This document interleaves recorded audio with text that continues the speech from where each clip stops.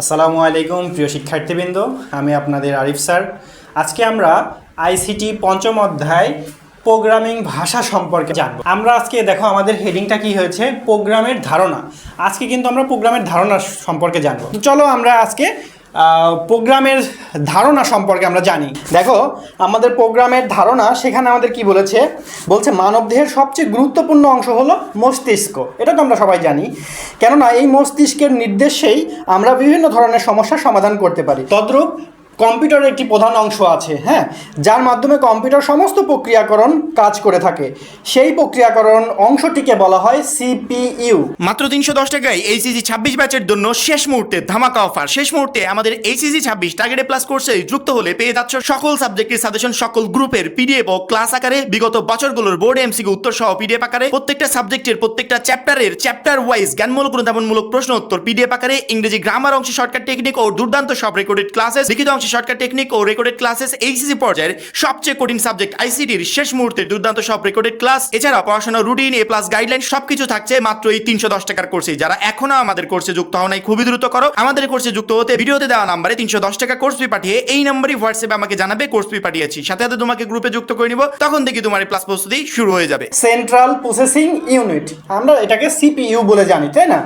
দেখো একটি মাইক্রো প্রসেসরকে এক বা একাধিক সিপিইউ থাকে, তাহলে একটা দেখো মাইক্রো প্রসেসরে এক বা একাধিক সিপিইউ থাকতে পারে, সেন্ট্রাল প্রসেসিং ইউনিট থাকতে পারে। তাহলে আমাদের যে প্রোগ্রামের কিন্তু তিনটি অংশের সমন্বয়ে আমাদের প্রোগ্রামটা আমরা করে থাকি। দেখো সেখানে আছে আমাদের ইনপুট ইউনিট, দেখো আমাদের এখানে দেখতে পাচ্ছ ইনপুট ইউনিট আছে।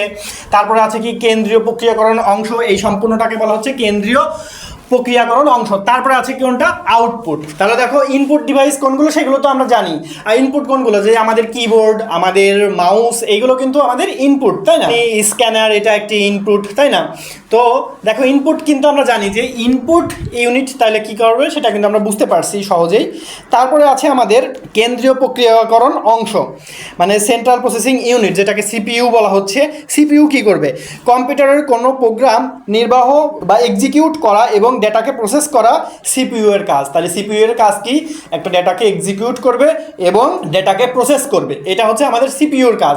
তাহলে দেখো এই যে সিপিইউ, আমাদের যে কেন্দ্রীয় প্রক্রিয়াকরণ অংশ, সেন্ট্রাল প্রসেসিং ইউনিট, সেটার আমাদের এইভাবে কাজ করবে। এখন দেখো এইখানে আমাদের কিন্তু তিনটি ধাপ আছে, কন্ট্রোল ইউনিট, তারপরে গাণিতিক ও যুক্তিমূলক অংশ, তারপরে আছে মেমোরি ইউনিট। এবং মেমোরি ইউনিটে কিন্তু একবার আমাদের ইনপুট আসছে, তারপরে আমাদের কিন্তু আবার গাণিতিক ও যুক্তিমূলক অংশে সেই ইনপুটটি যাবে, যাওয়ার পরে আমাদের কি হবে, সেটা যদি আসলে ম্যাচ হয়ে যায় তাহলে আমাদের আউটপুট ভ্যালু দেবে, আদারওয়াইজ আউটপুট ভ্যালু দেবে না। তাহলে দেখো এবার আমরা যুক্তিমূলক অংশের যে গাণিতিক কাজ সেটা আমরা একটু দেখি কি সেটা কিভাবে হবে। সাধারণভাবে যোগ বিয়োগ গুণ ভাগ করার প্রক্রিয়াকে গাণিতিক কাজের অন্তর্ভুক্ত করা হয়েছে। তাহলে গাণিতিক কাজ কিভাবে হবে, আমাদের যোগ বিয়োগ গুণ ভাগ এটা করবে।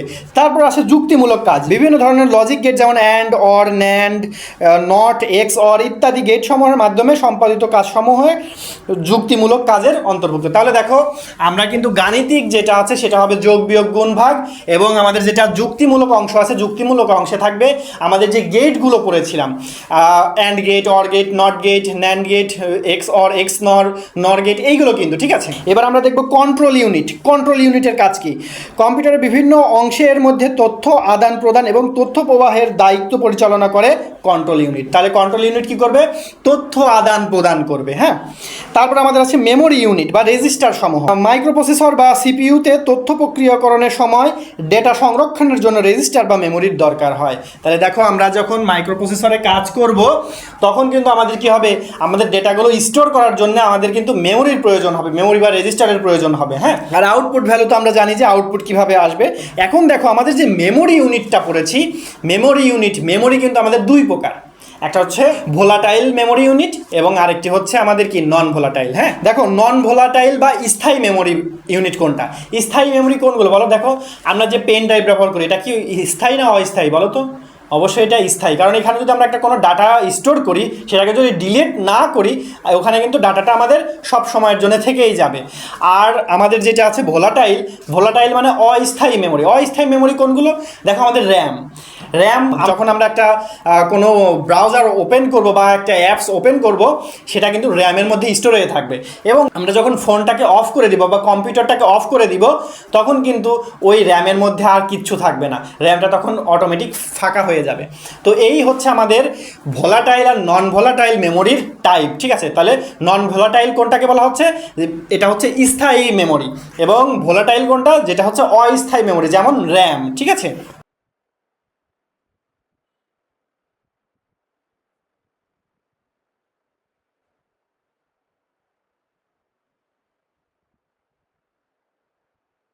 দেখো আমি এখানে কি নিয়েছি? কম্পিউটার মেমোরির বিভিন্ন পর্যায়, ঠিক আছে?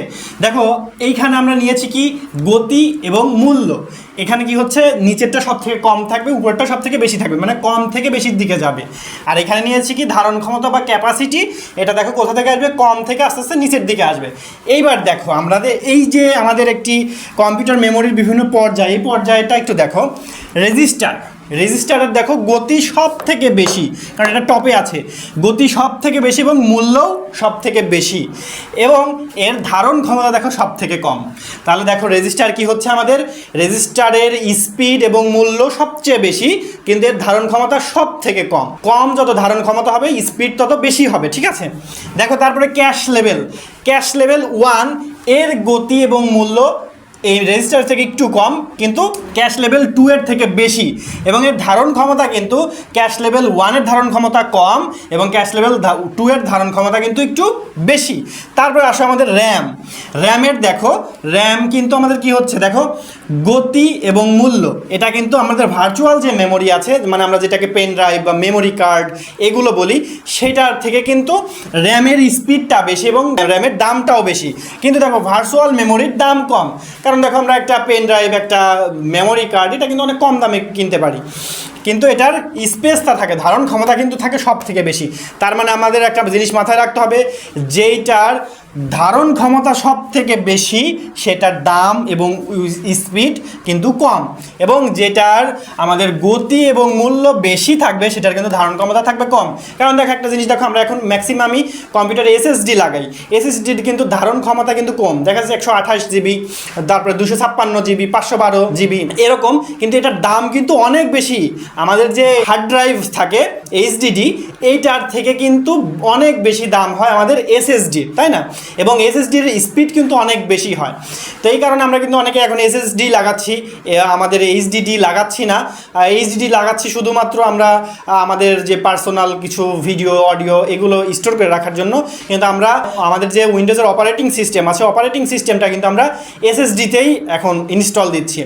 তো কেন দিচ্ছি? কারণ ওটার স্পিড আমাদের এইচডিডির থেকে অনেক বেশি, এই কারণে দিচ্ছি, এবং দামও কিন্তু এসএসডির দাম বেশি এইচডিডির থেকে, তাই না? তো দেখো এখন আমরা প্রোগ্রামিং সম্পর্কে জানবো, প্রোগ্রামিংয়ের যে বেসিক ধারণা সেটা আমরা জানবো, প্রোগ্রামিংটা আসলো কোথা থেকে এটা আমরা এখন জানবো। দেখো এখানে বলা হচ্ছে কম্পিউটার ব্যবহার করার মূল উদ্দেশ্য হচ্ছে সমস্যা সমাধান করা। তাহলে কম্পিউটারের মূল উদ্দেশ্য কি? সমস্যা সমাধান করা। কোনো সমস্যা সমাধানের জন্য কম্পিউটারের বোধগম্য ভাষায় নির্দেশ লেখা হয়, যা সোর্স কোড নামে পরিচিত। এরূপ সারিবদ্ধ সুশৃঙ্খল একগুচ্ছ নির্দেশমালার সমষ্টিকে বলা হয় প্রোগ্রাম। তার মানে কি হচ্ছে? কম্পিউটারের মাধ্যমে সমস্যা সমাধানের উদ্দেশ্যে ব্যবহৃত কতকগুলো নির্দেশের সমষ্টিকে বলা হয় প্রোগ্রাম। এবং প্রোগ্রাম কি হয়? বিখ্যাত ইংরেজ কবি লর্ড বাইরনের কন্যা অ্যাডা লাভলেস বার্নলি নম্বর ব্যবহার করে ধারাবাহিকভাবে হিসাবের জন্য একটি প্রোগ্রাম রচনা করেন। তার লিখিত প্রোগ্রামটি প্রথম প্রোগ্রাম হিসেবে বিবেচিত হয় এবং এজন্য তাকে প্রথম প্রোগ্রামার বলা হয়। তাহলে প্রথম প্রোগ্রামের নাম কি? Ada Lovelace. যে প্রথম যেই আমাদের প্রোগ্রামটার নাম দেওয়া হয় কি জানো? ADA, অ্যাডা নামে আমাদের সেই প্রোগ্রামটা পরিচিতি লাভ করে। তো এখন আমরা প্রোগ্রামের ভাষা শিখব। এক এক সময় তো প্রোগ্রামের ভাষা এক এক রকম ছিল, সেটা আমরা শিখব। প্রোগ্রাম তৈরির জন্য ব্যবহৃত এ সকল সংকেত চিহ্ন ও নিয়মগুলোকে একত্রে প্রোগ্রামের ভাষা বলে। দেখো কোনগুলোকে আমরা যে যতগুলো সাংকেতিক চিহ্ন, বর্ণ, অক্ষর বা আমরা যে বিভিন্ন প্রতীক এইগুলো ব্যবহার করব, এইগুলোকেই বলা হচ্ছে প্রোগ্রামের ভাষা। দেখো এইখানে লেখা আছে বৈশিষ্ট্য অনুযায়ী প্রোগ্রামের ভাষাকে 5টি প্রজন্মে ভাগ করা হয়। আমাদের কিন্তু হাজার হাজার প্রোগ্রাম কিন্তু রচিত হয়েছে, কিন্তু আমরা কি করেছি, প্রত্যেকটা প্রোগ্রামকে আমরা 5টি বৈশিষ্ট্যের মাধ্যমে সেটাকে 5টি ক্লাসিফিকেশনে আমরা সেটাকে ভাগ করেছি। সেগুলো হচ্ছে কি, প্রথম প্রজন্মের ভাষা, সেটি উদ্ভাবন হয় 1945 সালে এবং সেই ভাষার নাম ছিল মেশিন ভাষা। তারপর দ্বিতীয় প্রজন্মের ভাষা 1950 সালে এটা আবিষ্কৃত হয়, সেটার নাম ছিল অ্যাসেম্বলি ভাষা। তৃতীয় প্রজন্মের ভাষা 1960 সালে এটাও আবিষ্কৃত হয়, এর নাম ছিল উচ্চতর ভাষা বা হাই লেভেল ল্যাঙ্গুয়েজ। তারপরে চতুর্থ প্রজন্মের ভাষা হচ্ছে 1970 সালের, এটির নাম হচ্ছে অতি উচ্চতর ভাষা, ভেরি হাই লেভেল ল্যাঙ্গুয়েজ। তারপর ছিল পঞ্চম প্রজন্মের ভাষা, সেটি 1980 সালে এটাকে তৈরি হয়, তার নাম স্বাভাবিক বা ন্যাচারাল ভাষা। দেখো আমরা এখন মেশিন ভাষা মানে আমাদের যে ফার্স্ট যেটা ছিল প্রথম প্রজন্মের ভাষা যেটা, সেটার নাম ছিল মেশিন ভাষা বা যান্ত্রিক ভাষা, সেটা সম্পর্কে আমরা একটু দেখি। সর্বপ্রথম 1945 সালে মেশিন ভাষা চালু হয়, এটিকে কম্পিউটারের প্রথম প্রজন্মের ভাষা বলা হয়। মেশিনের ভাষায় শুধু 0 এবং 1 ব্যবহার করা হয় বলে এ ভাষায় যে কোনো নির্দেশ কম্পিউটার সরাসরি বুঝতে পারে। তাহলে দেখো মেশিন ভাষায় কী ব্যবহার করা হয়েছিল আমাদের 0 এবং 1, আর আমরা জানি কম্পিউটারের ভাষাও বাইনারি ভাষা মানে 0 আর 1। তার মানে কি আমরা মেশিন ভাষায় যা লিখব সেটা মেশিন একদম সাথে সাথে বুঝে নিতে পারে। আমরা মেশিন ভাষায় যেসব নির্দেশ দেওয়া হয় তাদের 4 ভাগে ভাগ করা হয়, যেমন গাণিতিকের মধ্যে থাকবে যোগ বিয়োগ গুণ ভাগ, তারপরে থাকবে নিয়ন্ত্রণ মানে কন্ট্রোল ইউনিট, সেটা থাকবে লোড, স্টোর, জাম্প। আর একটা থাকবে ইনপুট আউটপুট, সেটা হচ্ছে কি রিড এবং রাইট। তারপরে থাকবে প্রত্যক্ষ ব্যবহার, এটা থাকবে স্টার্ট, হাল্ট মানে থামা এবং এন্ড, এই 3টা জিনিস থাকবে। তাহলে দেখো মেশিন ভাষার সুবিধাসমূহ, মেশিন ভাষা যে তৈরি হয়েছিল এর কিছু সুবিধা অবশ্যই ছিল, সেই সুবিধাসমূহ কি? মেশিন ভাষার সবচেয়ে বড় সুবিধা হচ্ছে সরাসরি কম্পিউটারের সাথে যোগাযোগ করা যায়। তার মানে কি মেশিন ভাষায় যেহেতু আমাদের ইনপুটগুলো 0 1 দিয়ে আমাদের মেশিন ভাষা লিখতে হয়, তার আবার কম্পিউটারের ভাষাও 0 1, তাহলে দেখো কম্পিউটার কিন্তু সরাসরি কম্পিউটারের সঙ্গে আমরা কথা বলতে পারছিলাম। মেশিন ভাষায় লেখা প্রোগ্রাম নির্বাহের জন্য অনুবাদক প্রোগ্রামের প্রয়োজন হয় না, ফলে দ্রুত কাজ হয়। দেখো অনুবাদক মানে ট্রান্সলেটরের কোনো প্রয়োজন নেই, এই কারণে এটা দ্রুত কাজ হতো। মেশিন ভাষায় লিখিত প্রোগ্রামের অতি অল্প মেমোরি প্রয়োজন হয়, অনেক কম মেমোরির প্রয়োজন হতো। কম্পিউটারের ভিতরের গঠন ভালোভাবে বুঝতে হলে এই ভাষা জানতে হয়। তাহলে আমাদের কম্পিউটারের ভিতরে যে গঠনগুলো আছে সেগুলো যদি আমরা ভালোভাবে বুঝতে চাই তাহলে কিন্তু আমাদের মেশিন ভাষার অবশ্যই জানতে হবে। এখন যেহেতু মেশিন ভাষা তৈরি হয়েছিল প্রথমে, এটার অবশ্যই কিছু সীমাবদ্ধতা বা এর কিছু অসুবিধা ছিল, সেটা আমরা দেখি। অসুবিধার মধ্যে প্রথম নাম্বার হচ্ছে মেশিন ভাষায় লিখিত কোনো প্রোগ্রাম সাধারণত বোঝা যায় না। তার মানে কি হচ্ছে, আমরা লিখিত প্রোগ্রাম আসলে বুঝতে পারবো না, সেটা কম্পিউটারে রান করলে শুধু বুঝতে পারবো, তাছাড়া লিখিতভাবে বোঝা অনেক কঠিন হয়ে যায়। শুধু 0 এবং 1 ব্যবহার করা হয় বলে প্রোগ্রাম লেখা কষ্টসাধ্য। দেখো শুধু 0 1 ব্যবহার করে আমরা প্রোগ্রামগুলো লিখতে আমাদের অনেক কষ্টসাধ্য। ভুল হলে তা বের করা এবং ত্রুটি মুক্ত করা খুব কঠিন। একটা ভুল হয়ে গেলে সেটা ত্রুটি মুক্ত করা খুবই কঠিন, এবার ভুলটাকে ধরাও অনেক কঠিন হয়ে যেত। এক ধরনের কম্পিউটারের জন্য লিখিত প্রোগ্রাম অন্য ধরনের কম্পিউটারের ব্যবহার করা যায় না। দেখছো, তাহলে এক ধরনের কম্পিউটারের জন্য যদি আমি একটা প্রোগ্রাম লিখেছি মেশিন ভাষায়, সেটা আমি অন্য কম্পিউটারে রান করাইতে চাইলে সেটা রান হবে না। তো দেখো এইগুলো কিন্তু সীমাবদ্ধ ছিল, এই কারণেই কিন্তু আমাদের দ্বিতীয় প্রজন্মের ভাষা তৈরি হয়। এখন দেখি আমরা দ্বিতীয় প্রজন্মের ভাষা যেটা ছিল অ্যাসেম্বলি ভাষা, সেটা একটু সম্পর্কে জানবো। অ্যাসেম্বলি ভাষার প্রচলন শুরু হয় 1950 সালে। অ্যাসেম্বলি ভাষাকে সাংকেতিক ভাষাও বলা হয়। দ্বিতীয় প্রজন্মের কম্পিউটারে এই ভাষা ব্যাপকভাবে প্রচলিত ছিল। মেশিন ভাষার মতো অ্যাসেম্বলি ভাষায় 0 1 ব্যবহার না করে কতকগুলো বিটের সমষ্টি নিয়ে গঠিত ইংরেজি বর্ণের সাহায্যে বিশেষ কোডের কম্পিউটারকে নির্দেশ দেওয়া হয়। অ্যাসেম্বলি ভাষার ক্ষেত্রে নির্দেশ ও ডেটাকে অ্যাড্রেস বাইনারি বা হেক্সা সংখ্যার সাহায্যে না দিয়ে সংকেতের সাহায্যে দেওয়া হয়। তাহলে দেখো আমাদের বাইনারি বা হেক্সার সাহায্যেটা দিব না, এটা একটা সংকেতের মাধ্যমে এটা কাজ করতো। এই সংকেতকে বলে সাংকেতিক কোড বা নোমনিক বলে। এটি অনেকটা সহজবোধ্য। যেমন যোগ করাকে লেখা হয় অ্যাড, বিয়োগ করাকে লেখা হচ্ছে সাব, মানে সাবস্ট্রাকশনেরকে বলা হয় সাব, গুণকে মাল্টিপ্লাইকে লেখা হয় এমইউএল মাল, ভাগকে ডিভিশনকে লেখা হয় ডিআইভি দিয়ে। হ্যাঁ, এইভাবে লেখা হতো। আমরা কিন্তু মেশিন ভাষা পড়েছিলাম, মেশিন ভাষায় কিন্তু আমাদের কোনো কম্পাইলারের প্রয়োজন হয়নি, মানে ট্রান্সলেটরের প্রয়োজন হয়নি। কিন্তু আমাদের যখন আমরা অ্যাসেম্বলি ভাষা করব তখন কিন্তু অ্যাসেম্বলি ভাষায় কিন্তু আমাদের ট্রান্সলেটরের প্রয়োজন হয়েছিল, সেটার নাম ছিল অ্যাসেম্বলার নামক অনুবাদক আমাদের প্রয়োজন হতো। দেখো অ্যাসেম্বলি ভাষার কিছু সুবিধা ছিল, সেই সুবিধাগুলোর মধ্যে হচ্ছে অ্যাসেম্বলি ভাষায় প্রোগ্রাম রচনা করা যান্ত্রিক ভাষার তুলনায় অনেক সহজ, প্রোগ্রাম রচনা করতে কম সময় লাগে, মেমোরি অ্যাড্রেসের বিবরণের দরকার হয় না, প্রোগ্রাম পরিবর্তন করা সহজ, মেশিনের অভ্যন্তরীণ গঠন সম্পর্কে জানা যায়। এবার অবশ্যই অ্যাসেম্বলি ভাষার কিছু অসুবিধা ছিল, যার কারণে আমাদের কিন্তু তৃতীয় প্রজন্মের ভাষা তৈরি হয়েছিল। তার মানে এখন আমাদের তাহলে দ্বিতীয় প্রজন্মের ভাষা অ্যাসেম্বলি ভাষার কিছু সীমাবদ্ধতা আমরা দেখি বা অসুবিধা দেখি। সেটা হচ্ছে প্রোগ্রাম রচনার সময় প্রোগ্রামারকে মেশিন সম্পর্কে ধারণা রাখতে হবে। দ্বিতীয়, ভুল ত্রুটি বের করা কষ্টসাধ্য ব্যাপার। তৃতীয়, ভিন্ন ভিন্ন মেশিনের ভিন্ন ভিন্ন অ্যাসেম্বলি ভাষা ব্যবহার করতে হতো। চতুর্থ নাম্বার, অনুবাদক প্রোগ্রামের প্রয়োজন হয়। আর পঞ্চম নাম্বার, সরাসরি মেশিন বুঝতে পারে না। যেহেতু অনুবাদকের প্রয়োজন হবে তার মানে অবশ্যই মেশিন বুঝতে পারবে না, জন্যই তো আমরা অনুবাদক ব্যবহার করব, তাই না? এখন দেখো আমাদের যে যান্ত্রিক ভাষা এবং অ্যাসেম্বলি ভাষার কিছু বৈশিষ্ট্য আছে বা পার্থক্য আছে। সেটি হচ্ছে যান্ত্রিক ভাষা বাইনারি সংখ্যা 0-1 দিয়ে তৈরি ভাষাকে যান্ত্রিক ভাষা বলে, এবং অ্যাসেম্বলি ভাষা সংক্ষিপ্ত সাংকেতিক চিহ্ন বা সহায়ক নাম দিয়ে লিখিত ভাষাকে অ্যাসেম্বলি ভাষা বলে। এবং দেখো যান্ত্রিক ভাষায় আরেকটি হচ্ছে যান্ত্রিক ভাষা সংক্ষিপ্ত আকারে লেখা যায়, কিন্তু অ্যাসেম্বলি ভাষা খুব কম সময়ে রচনা করা যায়। যান্ত্রিক ভাষা কম্পিউটার নির্ভর ভাষা আর অ্যাসেম্বলি ভাষা যন্ত্র নির্ভর ভাষা। যান্ত্রিক ভাষায় এক কম্পিউটারের জন্য লিখিত প্রোগ্রাম অন্য কম্পিউটারে চালানো যায় না। অ্যাসেম্বলি ভাষায় ভিন্ন ভিন্ন যন্ত্রের জন্য ভিন্ন ভিন্ন অ্যাসেম্বলি ভাষা ব্যবহৃত হয়। তাহলে দেখো ভিন্ন ভিন্ন যন্ত্রের জন্য ভিন্ন ভিন্ন অ্যাসেম্বলি ভাষা কিন্তু আমরা ব্যবহার করি। এই ছিল আমাদের অ্যাসেম্বলি ভাষা এবং মেশিন ভাষার পার্থক্য। এখন আমরা দেখব মধ্যম স্তরের ভাষা। দেখো দ্বিতীয় প্রজন্মের ভাষার পরে এবং তৃতীয় প্রজন্মের ভাষার আগে যে ভাষাটা আসে সেটার নাম বলা হয় মধ্যম স্তরের ভাষা। মধ্যম স্তর ভাষার কিছু সুবিধা ছিল। এই ভাষার লিখিত প্রোগ্রাম বোঝা প্রোগ্রামারদের কাছে সহজসাধ্য ছিল। যে কোনো ধরনের কম্পিউটারে নির্বাহ করা সম্ভব। একবার লিখিত প্রোগ্রাম পরবর্তীতে পরিবর্তন করা সহজ। ভুল হওয়ার সম্ভাবনা কম থাকে এবং ভুল সংশোধন করা সম্ভব। দেখো আগের প্রোগ্রামগুলোতে কিন্তু আমরা ভুল সংশোধন করতে পারিনি, কিন্তু এখানে কিন্তু সংশোধন করতে পারবো। কিন্তু মধ্যম স্তরেরও কিছু সীমাবদ্ধতা ছিল। সেগুলো হলো অনুবাদক প্রোগ্রামের প্রয়োজন হয়, এ ভাষা মেশিন সরাসরি বুঝতে পারে না, প্রোগ্রাম নির্বাহ করতে মেশিন ভাষার তুলনায় বেশি সময় লাগে, উচ্চতর ভাষার তুলনায় এই ভাষা কঠিন। তাহলে দেখ এখানেও কিছু সীমাবদ্ধতা আছে।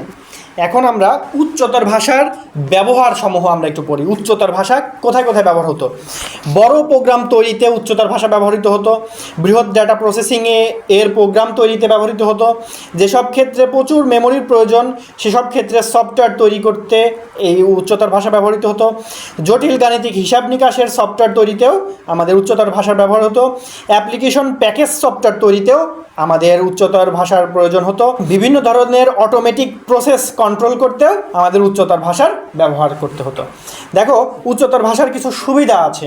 সেগুলো হলো উচ্চ স্তরের ভাষায় প্রোগ্রাম লেখা সহজ এবং লিখতে কম সময় লাগে। ভুল হবার সম্ভাবনা কম থাকে এবং প্রোগ্রামের ত্রুটি সংশোধন করাও সহজ। এ ভাষায় প্রোগ্রাম লেখার জন্য কম্পিউটারের ভেতরের সংগঠন সম্পর্কে ধারণা থাকার প্রয়োজন নেই। তার মানে কি আমাদের সিপিইউ সম্পর্কে জানতে হবে না বিস্তারিত, তাই না? তারপর বলছে এক মডেলের কম্পিউটারের জন্য লিখিত প্রোগ্রাম অন্য মডেলের কম্পিউটারেও চলে। তার মানে দেখো এইখানে কিন্তু একটা জিনিস পেলাম, উচ্চতর যে আমাদের ভাষা ছিল উচ্চতর ভাষায় কিন্তু আমরা একটি প্রোগ্রাম যে কম্পিউটারে চালাই না কেন, রান করি না কেন, ওই প্রোগ্রামটাকেই আমরা অন্য যে কোনো কম্পিউটারে কিন্তু রান করতে পারবো। এবং এটারও কিছু অসুবিধা আছে।